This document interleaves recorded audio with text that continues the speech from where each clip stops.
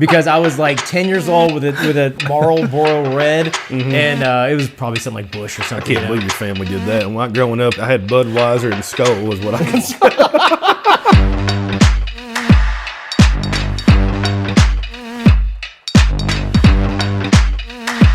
Welcome back to Arsenic Culture. I'm Matt. And I'm still Jason. And I'm still Matt. And I'm nursing a hangover. I think I hear my daughter coming down. Oh, sorry, Finley, hold on. I'll do it right now, babe. We limit our daughter with her phone time. Mm-hmm. I manage it from my phone. But then she'll just be like, can I have more phone time? I'm like, yes, will you leave me alone? So then I'll just like give her more phone time. So I was just upstairs and she's like, can I have more phone time? I was like, yes, fine, I'm in the middle of something. This sounds horribly callous. I love my daughter. So you can very actually much. turn it on. Yeah. We got like a parental thing on her phone. So like it's done through an app. It's actually smart. Yeah. So it's just like we try to keep her around like a couple hours a day. Sure. But she'll go through that within 2 hours of being awake. It's like, can I have more phone time? And we'll usually be like, let's go for a walk or play or something like that. But it's like right now she's up to 5.5 hours. It's the weekend. It's the weekend. It is the weekend, yeah. There was one point I actually turned it off on the weekend just because I know we always just get lazy and she's got to go back to school next week. God, dude, every time mine pops up on the iPhone, it sends you a weekly report. I don't even view it. I don't even look at it. It's so depressing. It is. It hurts my soul, actually, yeah. I'm on my phone way too fucking much. Yeah. Well, I have noticed that like when we do limit, a lot of times like she'll be doing something on her phone and then the time will cut out. And a lot of times when it's out, she'll just put it down and go do something else. And it's like, that's exactly what it's for. And it's great. She'll start working on like arts and crafts or she'll go poop. She poops like 3 times a day, but it's like something different, you know? So it's actually nice. Up there, they're cooking right now, you know? I think if I had a limit on my phone, I would be nervous about hitting the limit. Like when it got to 15 minutes, I'm gonna save that. I'm gonna save that for later. You know what I mean? Yeah. And maybe something comes up. See, I think I would do that. And she'll do that too. And yeah. But yeah, it works out. She had her phone. We went to a pool party yesterday, and she had her phone, and I just turned it off. Mm-hmm. Instead of just being like, "Hey, get off your phone," I just go like, and just like, your phone time is now 0. That's smart. And then she got in the pool and she started playing and she had a good time, you know? Yeah. But that's why I'm hungover. We went to West 6 Brewing had an IPA fest. I texted you. No, in Lexington. Oh. But also Frankfurt. What'd you end up doing? We ended up going to the one in Lexington in town here. It was pretty good. That's where we watched the end of the Olympics and stuff like that. We got to try a few beers. Half of their beers are stuff that they'd already served, but they only had a couple new ones, I think. They had one that was actually really good, and I already forgot what it was called. I saw it. I think they're doing cans of it, if I remember correctly. They had a release or something tied with that. It was a 7 or 8% or double. Like double IPA, yeah. It was really good. They had the name. I don't think it was a collab with anybody, but I remember seeing it. Yeah, I'm not a huge fan of the West 6 beers. They're fine, and if I go to a place, I'll try them. But like local IPAs, I'm always been a big Fantastic fan from Ethereal. I'd agree. Mirror Twin, the family loves that venue, so we go there and we drink their stuff all the time. But this new West 6 one, they have the Kids Zoo too. You can just throw your kids in there. The Kids Zoo, throw your kids in there. Yeah, when they run out of phone time, you're like, go over there and lock them in. Yeah, start punching the other kids. Yeah. So I mean, I support local breweries, so when I go out and stuff, but the West 6 IPA is probably a beer that when I first started drinking, I really enjoyed that one. When we had around here. Now it's so like malty and bitter. Yeah, it is. And I know traditional, old school IPAs are that way at some point, but it's one I don't enjoy anymore. Is that considered a West Coast IPA? I would consider it traditional IPA West Coast. If you had to pick a coast, yeah. I think East Coast is more soft, like a Treehouse or a Trillium. I don't even know before that what would be the epitome of an East Coast IPA. So like. If I'm not mistaken, there was just kind of like the IPA, which is the India Pale Ale, which harkens all the way back to the trade routes from India. Yeah. Which was just like a hoppy beer. They added bittering hops to keep it stored longer. And then like the West Coast was differentiated because it was on the west side. Well, it was like, I guess it was more like citrusy. Yeah, that's exactly right. I can't even remember exactly what made it West Coast, but it was like a distinct style of IPA. I think Pliny, right? Like if you look Right, at like that. And that is Pliny is kind of piney. It's almost that kind of resinous kind of like character. It's probably as much of a piney characteristic as I enjoy in an IPA. Like, Right. I can go a little bit more than that, but not much for me. And then, if I'm not mistaken, I believe there was like an East Coast style IPA, not hazy, but I think they were really real kind of earthy. And I don't think anybody liked him. I'm just trying to think. Nothing comes to mind. I don't think it lasted because it's like the East Coast try to differentiate themselves from the West Coast by coming up with something different. And it's like, oh, they got this real citrusy, pine forward, like West Coast. It's like just like a touch malty. What are we going to do? Oh, well, let's just go with like earthy bitter hops. And it's just like, this tastes like licking like a rock. You think they had rap battles like East Coast IPA versus West Coast IPA? No, I don't. You don't? No, not at all. Okay, I'm just checking. But then there's the New England IPA, which blew everything out of the Kicked the water. shit out of everybody. Yeah. Everybody's bitching and moaning when it first came out. It'll never stay around. This is fantastic. Fantastic, exactly Shit, right. That's the number one seller of anything. Yeah. You have anybody that's been into beer newer in the past 8-10 years, that's all. I mean, that's a staple, right? And me too. Right. I love them too. I do too. Yeah. I do too. Yeah. Very good. But yesterday we were at this pool party. We went to the West 6 IPA Fest. I had about 8 beers. No, we had 6. Oh, And, much better. Yeah. Most of them were like half pours, and then a couple of them were like tall pours. And then we went to this pool party, and I was drinking like Modelo's and White Claws and stuff like that. I can't do the White Claw. And something that it actually occurred to me. Like you kind of get in the zone after you've had a few beers. Like if you're playing darts and you've had like 3 beers and all of a sudden it's like, oh yeah, I'll hit the fucking like bullseye golfing every single- too. Exactly right, yeah. I was sitting there walking around, I had this epiphany, and they ordered like a bunch of pizza. And it seemed like there was quite a bit of pizza. But there was like quite a few people. Have you ever been to a party where there's a lot of people and you order a lot of pizza? Yep. And you run out of pizza? Yes. But I try to make that never happen, but I have. That is like, if you try to epitomize chaos in like an event that is unfolding, it's being at a party and running out of pizza. Yep. That is the weirdest feeling because whenever you go to a well-run party, you feel like you almost never run out of pizza. Correct. And if you run Never out of run out of pizza, anything. it's like, what the hell is happening? We just ran out of pizza.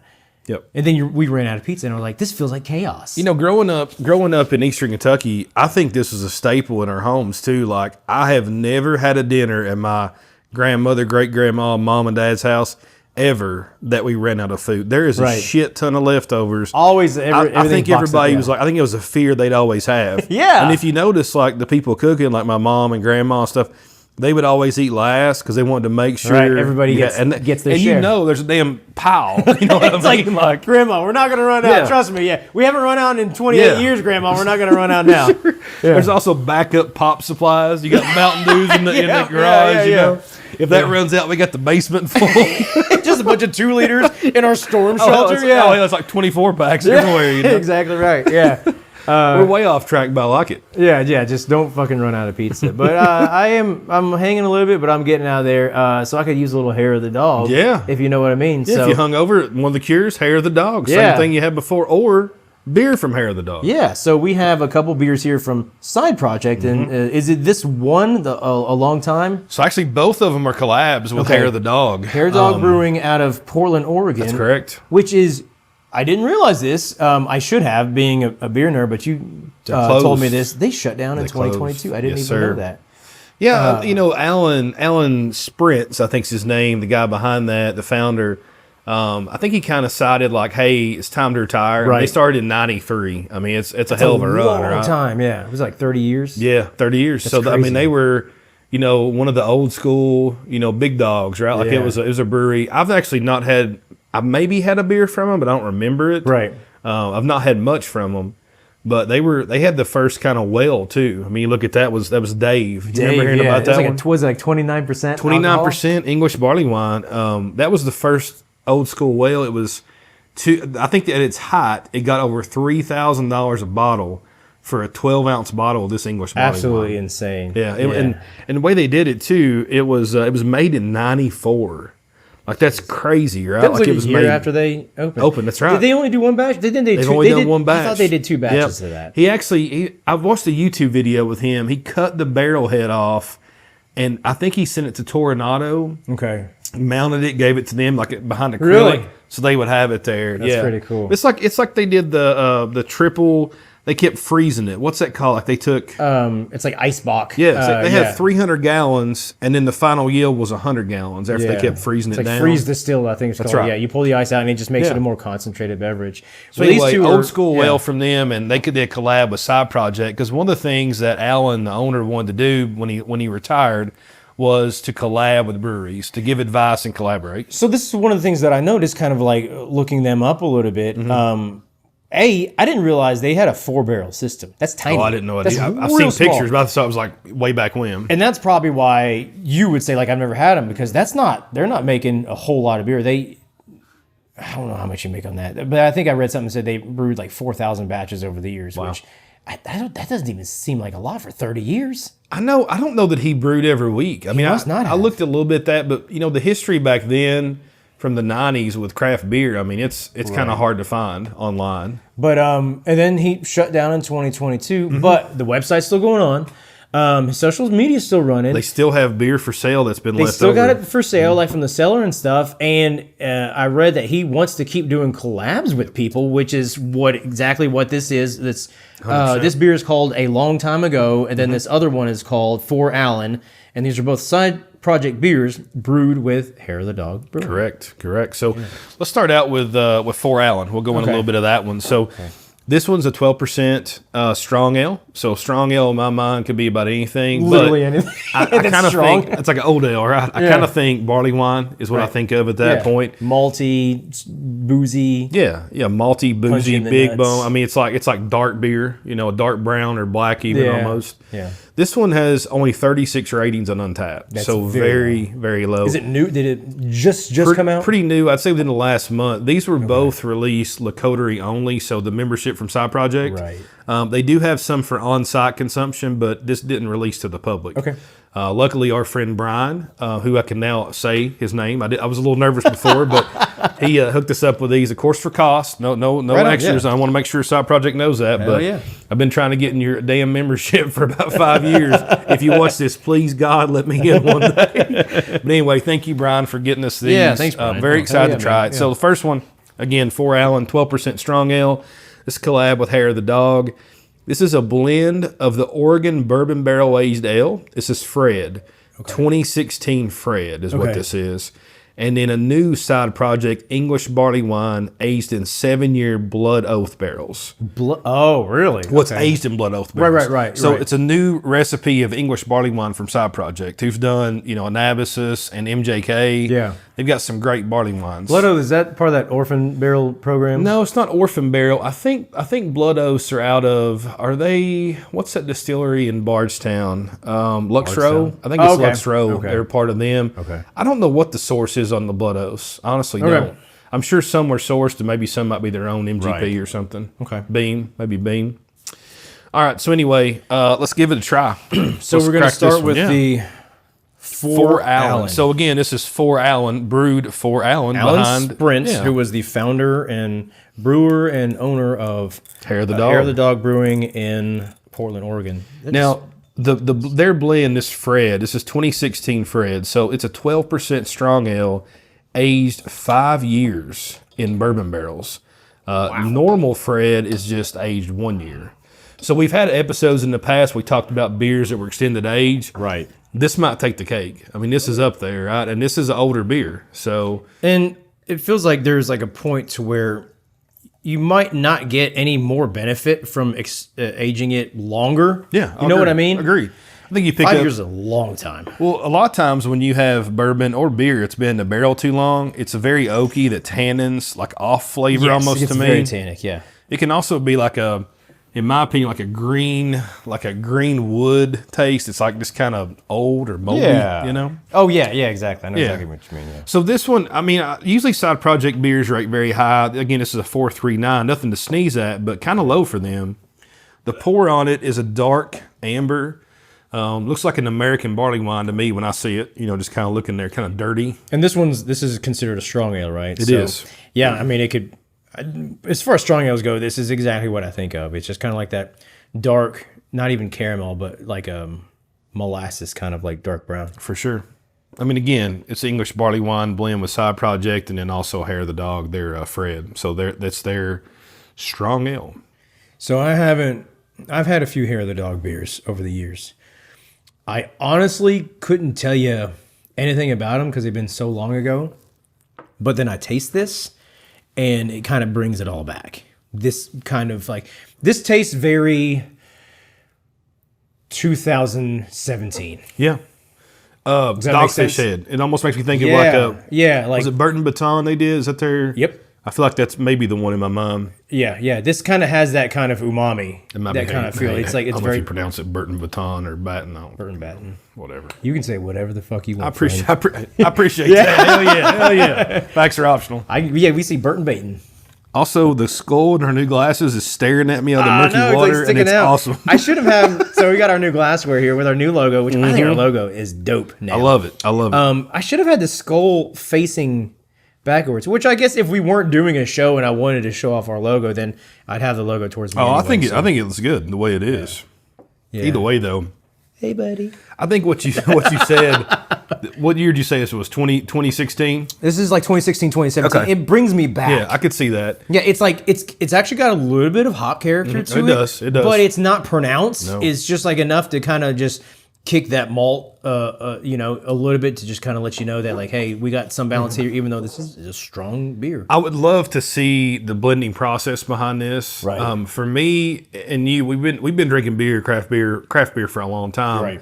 Longer than a lot of people have, I guess. Now newer to the hobby, but I think this might be why this rate's a little lower on Untapped. I think some of the newer raters might not have experienced beers back then. Right. I mean not being. I know exactly what just, you mean. A little bit different. Yeah. So things were kind of different. I'm enjoying this one. So like the cost on this one was $35, Lakota only, and secondary is about $100. So it's kind of where we're at on this one. While we're still drinking this one, let's open up a long time ago. Okay. So this one's a little bit different. It's 11%. It is an Atom beer. That is a weird style. It is. I think, honestly, Hair of the Dog might have been the first one to do an Atom beer in, like, modern brewing. Right. It's an old style. That is a traditional style. Yeah. Old German style. But it is a blend of Oregon Atom beer, which is 2014 Atom and 2018 Atom. So they had a beer named Atom from Hair of the Dog. Yeah. And a Missouri bourbon barrel aged Atom beer, which is 2022 Langsed. We've had that one before.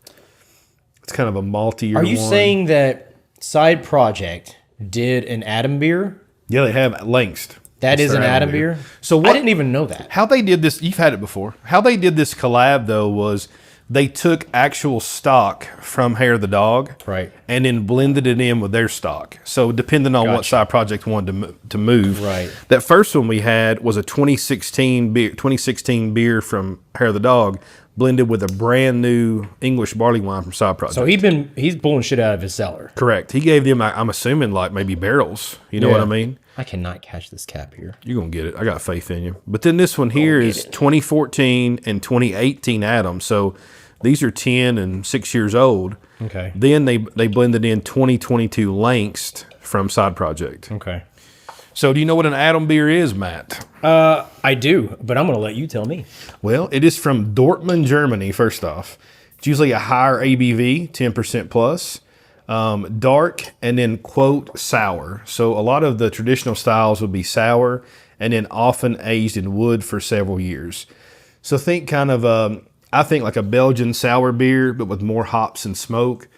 Not necessarily like a Cantillon, not that kind of sour. Not like a lambic. But it's traditionally, is it a higher alcohol content 10% plus. Beer? Right, 10% plus, yeah. Which is kind of weird for something that is traditionally supposed to be somewhat sour. Yeah, I agree with that. It's weird. I mean, honestly, I don't even know of anybody else that makes an Atom beer. When I think smoke, I think Against the Grain. But yeah, see, I don't know if I've ever associated with being a smoky beer. But maybe Atom beer, because I haven't had a lot. I don't think I've had many. I mean, on the nose of this, it's like a dark ale. Yeah. Like a Belgian dark with, maybe a twinge of sour.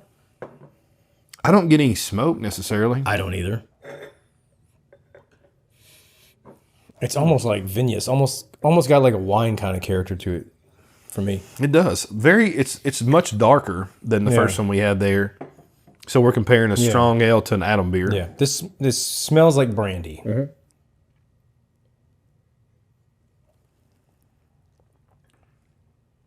Okay, I see. So it's not sour per se, No. but if you introduce like a sour medium into the blend, it would basically just kind of reshape the entire profile. Correct. Just a little bit of sour in there, and all of a sudden the whole entire dynamic is just completely shifted.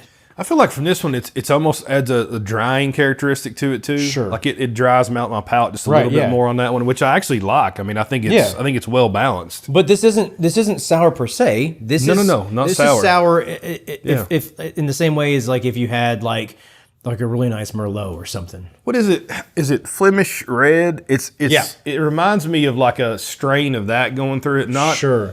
Not exactly drinking a whole Flemish red, but a little bit like of a that. Duchess? Yeah, exactly. Original? Right. Yeah. Yeah. That's a sour beer. It's great. Yeah. It's less tart than that for sure, but there's a little thread going through there. Yeah. The way they concocted this is, again, it's got a very nostalgic kind of feel for sure to me. Like this kind of takes me back. Yeah. There's not people making stuff like this now. Not because it's, hard necessarily, but it's just not quote unquote cool. It's not a modern style. It's not a fucking pastry stout or like or a New England English barley IPA. wine. Yeah, exactly. People don't even do barley ones anymore. Like they do. I think they're there, barely. But they're not. Yeah, true.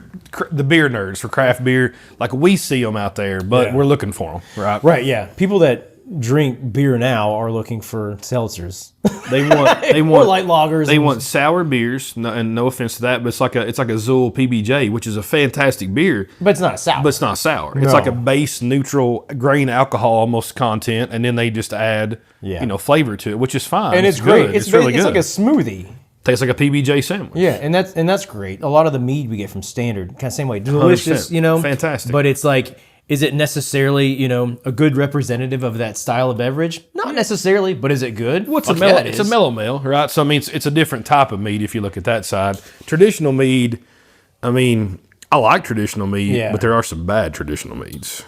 Yeah. I've had some Chaucers or whatever the hell it's I've called. had some bad traditional meads that were supposed to be good, and I'm like, maybe something's wrong with me? Yeah. I don't really know. For sure. But I've had these. I mean, I think these are very good. So, I think this is great. I think this is like somebody that if you were like into experimenting with beer flavors and profiles 15 years ago, this is the kind of shit that you're like, oh man, this reminds me why I enjoy doing this. 100%. It really does.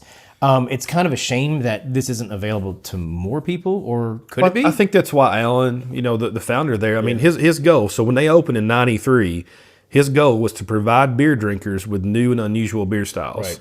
I mean, that's what he did. Yeah. And if you look at the beers they've made, I mean, some of their most famous ones, so Adam was the first beer they ever made.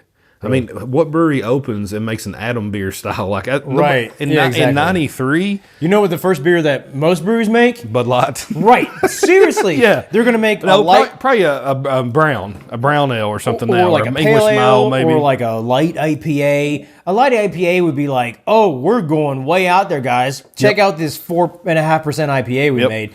They like new breweries, that's what they do. But then they got Smash, their the single malt, single hop kind of thing, something like that. Exactly right. Yeah, coming out of the gate with this, that kind of takes balls, but kudos to them. And in 93. Yeah. Can you imagine that? You know what I mean? In 93. God, I was 12. I wasn't old enough to drink. I mean, I probably had tried. I remember I remember being a kid, and God, if I wasn't 43 years old, like Child Protective Service would be calling my parents right now. But I remember being a kid and my parents were having a party, and my mom was like, "Hey, you want to see something funny?" And like she put a beer in my hand and put a lit cigarette in my mouth, and I'm just like, I thought I was the coolest motherfucker, like in like Lexington, Kentucky, because I was like 10 years old with a Marlboro Red, and it was, I don't remember the beer. It was probably something like Bush or something. I can't believe your family did that. And when growing up, I had Budweiser and Skull was what I could. They're giving you Skull as an 8-year-old. Little Copenhagen long cut in there. We'll get you growing. They're like, I'm dizzy, Mom. It's like, you'll get used to it. Just keep going. Oh, that's awesome. Yeah, Adam beer brings me back to those memories. It does. Yeah. But talking a little bit about Hair the dog a little more, I mean, what that guy did when I started reading about him, how great it was. Like, he was naming beers after important people in his life and important people to beer. So looking at it, Dave, the biggest barley wine they had, that 29% or whatever it was, that was actually named after Dave, the owner of Toronado Beer Bar in San Francisco. That's I didn't awesome. know. I had to actually dig for that one. That's pretty cool. But that's pretty cool. That And then is you really look cool. look ahead. So Matt, they have a beer called Matt American Strong Ale. Yeah. It was inspired by Matt, who owned Bottle Works Beer Shop in Seattle, Oh, that's cool. and then Matt, who owned Brewer's Cafe in Seattle. Okay. Sadly, Brewer's Cafe closed this year, 2024 This year, June. really? Yeah.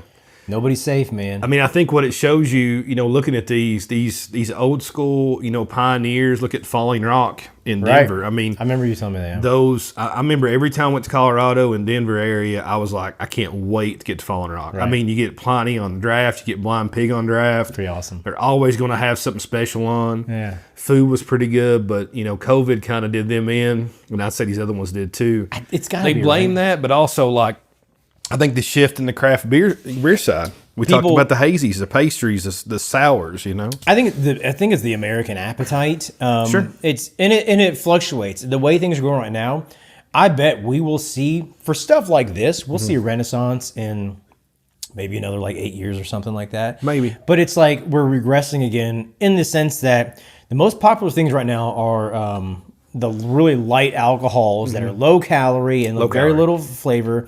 I think seltzers are even like starting to like decline, but like mocktails, like people are just not drinking, which is Really? weird to me. Now, I've seen some of the store, like liquor barn, the big box store here and stuff. They'll have the pre-made cocktails. Those seem to be taking off. There's a lot more of those. There's a in the lot of store. them. God, have you ever gotten any of those? I've tried one. It wasn't my thing. I'm trying really hard to see if like some of them are good and give them a shot.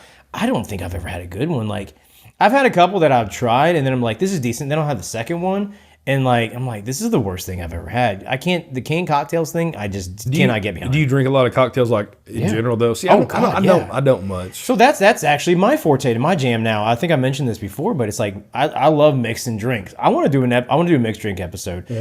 I want to do more than one. We talked about that. Yeah, we should. We'll do a real fun one here soon. But I honestly, any given night, I don't really drink in the weekdays that much anymore. But Just days and ending. Why? just Gotcha. not the weekdays, just the weeknights. Yeah. But it's After three's not though, right? exactly exactly right. Yeah, but 2:30 on a Wednesday. It's fine. I love a good Manhattan or old fashioned. Yeah. I was saying like we do the Moscow mules a lot, but I really like experimenting. I like experimenting with gin. I don't like gin, but I'm starting to appreciate it a little bit more, and I'm mixing it with like stuff like pomegranate juice and some different bitters and stuff like that. I think mixed drinks are really cool, and I think people are kind of getting back on those too. But it's just like the whole appetite for alcohol, I think, is like regressing for health reasons.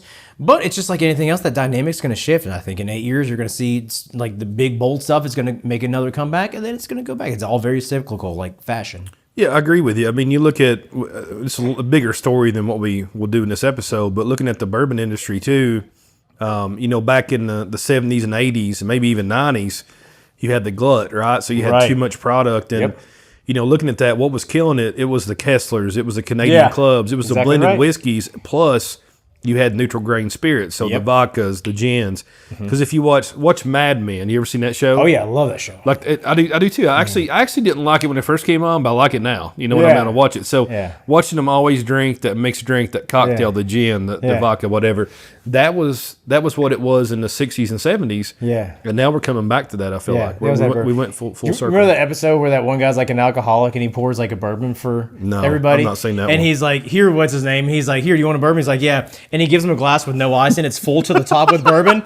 And he just like looks around and is like, what the fuck do you want me to do with this? Because he's just like absolutely pissed drunk. So I don't know. I think these are both worth it. They're just hard to get. Yeah. We got looking at cost on both of them. So one's 35, one's 38.